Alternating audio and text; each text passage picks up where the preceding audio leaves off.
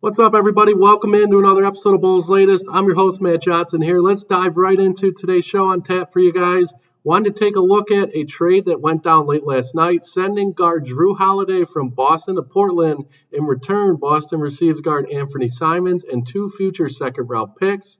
Now, this is likely a salary dump for Boston there. Makes a lot of sense for them. Saves them $40 million in luxury tax payments next season. And for Portland, they get a guy who can be plugged in and start for them immediately.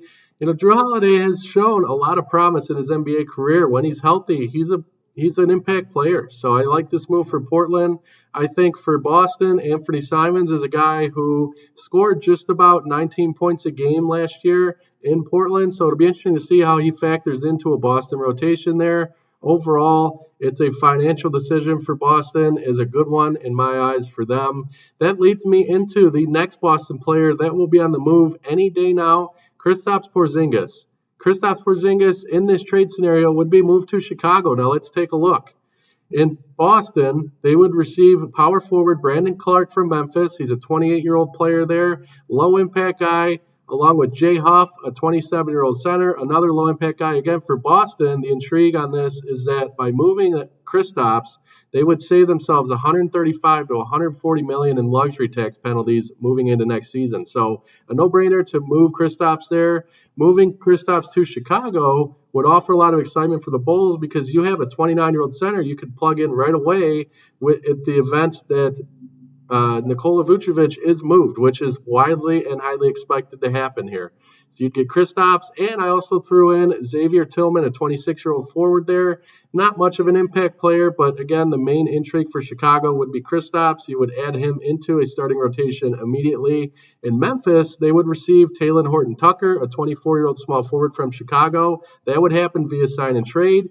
They would also get Nikola Vucevic, along with a 2030 second-round pick. So the Bulls would finally offload Vooch in another scenario that would see a fit for Vooch in Memphis that could offer a lot of intrigue if you're the Grizzlies. I know Jaren Jackson is set to be paid here moving forward, so allows you some decisions if you're Memphis to kind of choose between both guys. It'll be interesting to see how they would fit Vooch into a rotation with Jaren Jackson already there. Obviously, with Desmond Bane on the move to Orlando, this offers another playmaker to go along with Ja Morant as well. So I think the move works for all three teams here. It will be one to keep an eye on. I know Boston will be eager to get this done with anybody in terms of moving Kristaps with the savings that come in the luxury tax penalties that they would avoid there. So I think we should keep an eye on that moving forward. Kind of next up here, I wanted to talk about an updated mock draft that ESPN released, and it has the Bulls selecting Kasparas Jakucionis tomorrow night at the number 12 overall selection. This 19-year-old guard is a guy who offers some intrigue for the Chicago Bulls. Now, I know they've profiled a lot of guards, so it makes you kind of believe that the Bulls are going to target a move to bring in a guy maybe like Kristaps Porzingis to play center for them, or they could target a more riskier option in the second round when it comes to a center. We'll see how that plays out, but going back to Jakucionis here, 19-year-old freshman out of the University of Illinois. This past season, he had solid numbers with U of I. He averaged 15.7 points a game to go along with 5.7 boards a game and nearly 5 assists a game. Shot 44% from the field, so this guy is kind of an all-around player. He's an adept playmaker capable of scoring or passing anywhere on the floor. He's a guy who offers a lot of upside when it comes to footwork. I think he has shown a lot of great footwork on tape. He has a good feel for the game, and he has a great shooting touch, and he showed that at U of I there. I think he's capable, again, of playing many roles in an NBA rotation.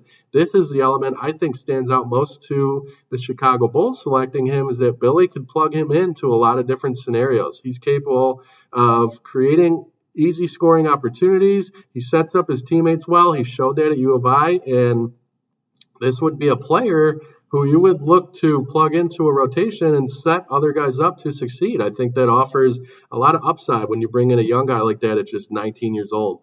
He as well, interestingly enough, played for FC Barcelona from the years 2022 up till 2024 before he went to U of I in the EuroLeague. So he has some international experience there as well. A lot of experience for a kid at just 19 years old going into the NBA. So keep an eye on that name, Kasparas Jakucionis, another guard of interest for Chicago. And that has me talking, I want to spin into another guard here, very guard heavy today, and a lot of guards being talked about for the Chicago Bulls with this 12th pick. So will they go guard? Will they go center? We will see. I'm very interested to see myself what goes down tomorrow night. But this player is a guy in another 19-year-old freshman in Jase Richardson, a 6'3", 185-pound guard from Michigan State. This is a very skilled combo guard. Showed a lot of promise for Tom Izzo's group last year. He is a lethal mid-range shooter and a poised pick-and-roll guy. I think he has a great feel for the pick and roll, and that spins right into an NBA style. I think that's a great asset to have for a young player there. He also comes from a basketball family. He has an NBA veteran father in Jase Richardson there.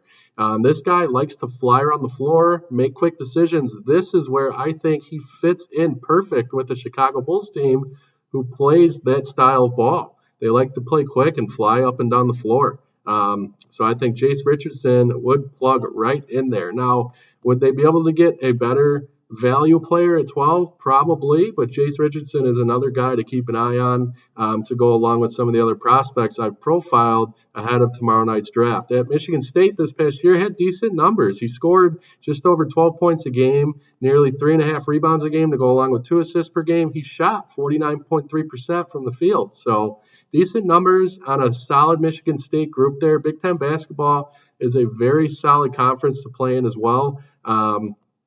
So keep an eye on Jase Richardson. I do like the look of both of those guards, Jase Richardson and Kasparas Jakucionis there. So 2 Big Ten guards to watch tomorrow night.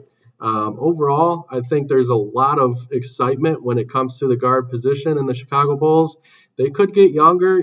This offers them some stability too. If you draft another couple young guards, you have more flexibility at that position and kind of know what you're getting for the next couple of years with the Josh Giddey contract situation kind of still up in the air to this point, as well as Kobe White hitting free agency next summer. I do anticipate the Bulls, as the way things look now, to lock both Giddey and Kobe up. I've said that many times in the past couple of days, but I do expect that to happen. But adding another young guard can never hurt. Adding depth at that position, especially if they go ahead and make a play for Kristaps Porzingis in that deal, moving Vooch out of Chicago.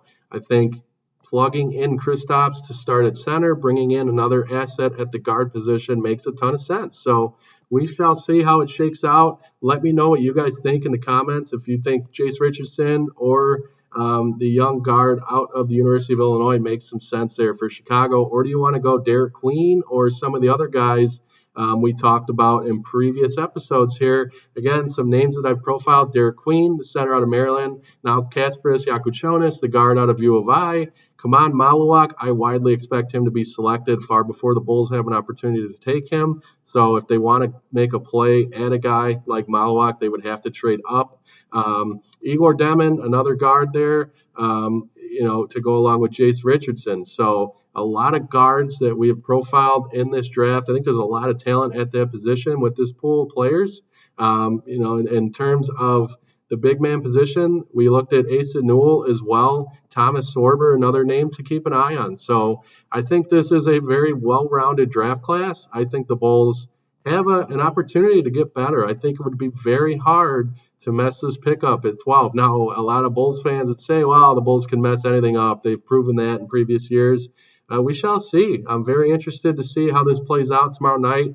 And tomorrow morning's episode, we'll take a look at some more of what to expect in tomorrow night's draft. And we'll look at the latest buzz and news leading up to tomorrow night as well. So I want to thank you guys for joining me on another episode of Bulls Latest. I'm excited to see this stuff kind of go down, and we'll take a look at some more of this stuff tomorrow morning. And thank you for joining me again on an episode of Bulls Latest today.